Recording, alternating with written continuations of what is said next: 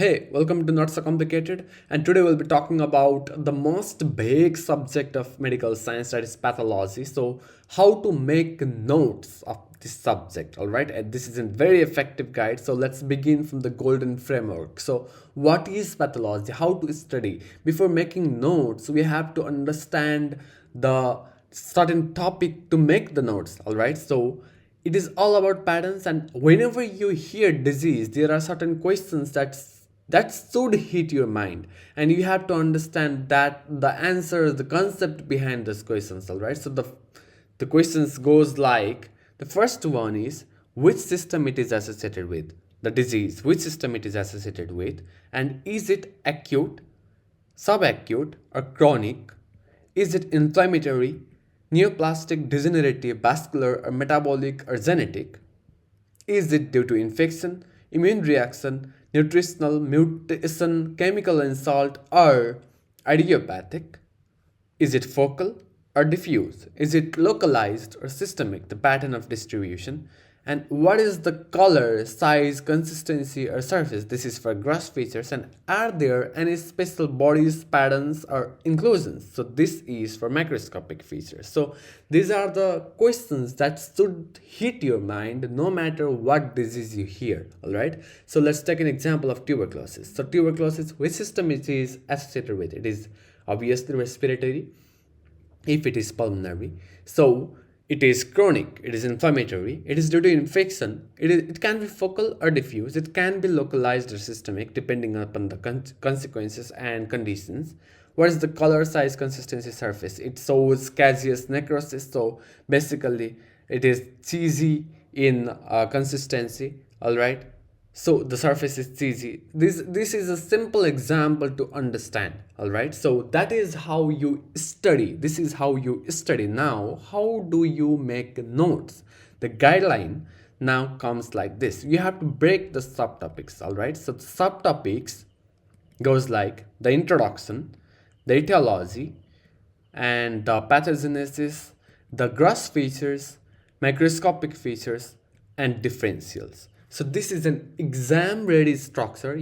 This is how you study, this is how you make note, and this is how you write in exams. So that is all right? So what do you write in introduction? You have to define the disease and classify the disease.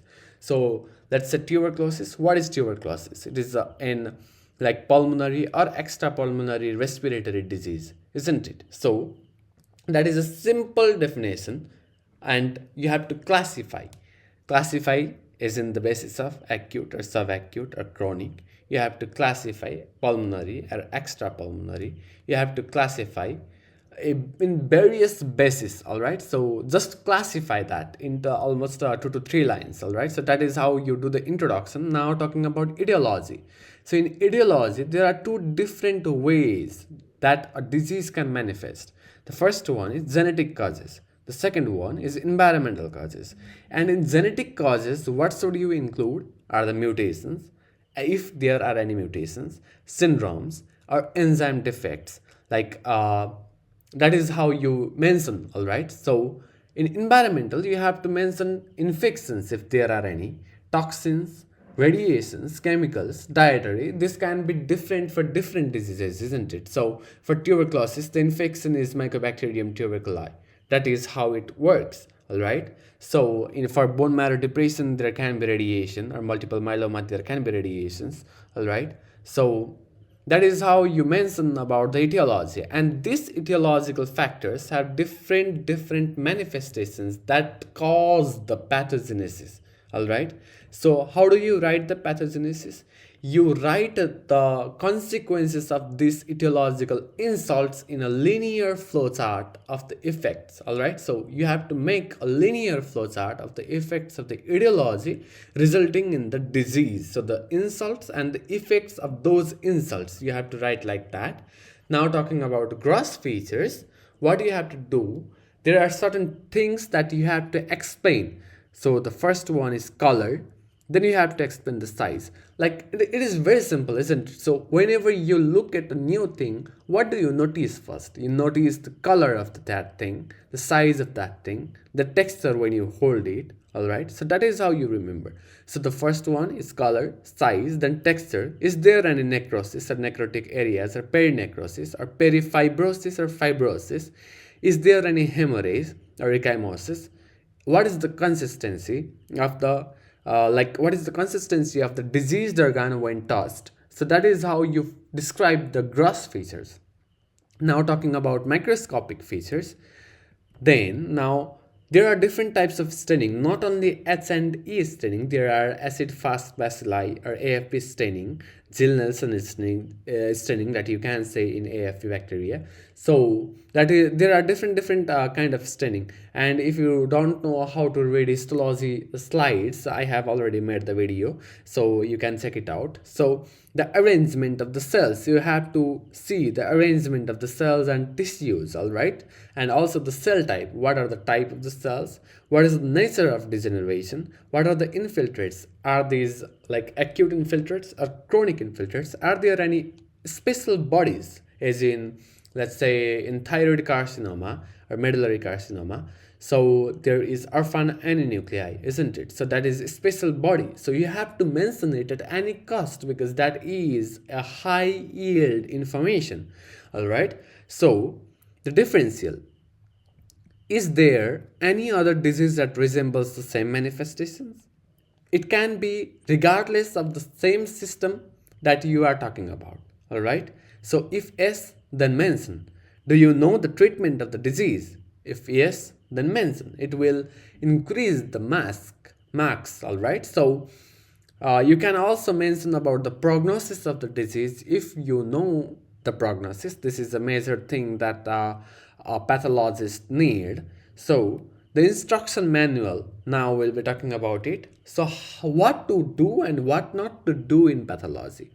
So never write in paragraph and always use bullet points even in exams. This is a must feature that you should know.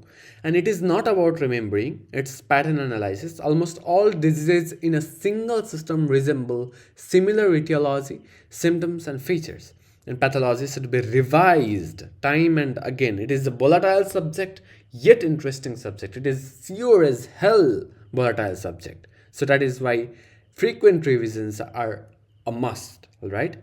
So you should never miss out on any special bodies like roquitancy, ascopsinusis, and chronic cholecystitis. I have also made the collection of these bodies, and the part 1 is already released. You can check it out too. So these are a very high yield marks gaining points, and always use specific features first, then generalized features. For example, if it is a tumor, let's say it is a malignant tumor, so you say the invasion, you can see the invasion, you can see mitotic figures.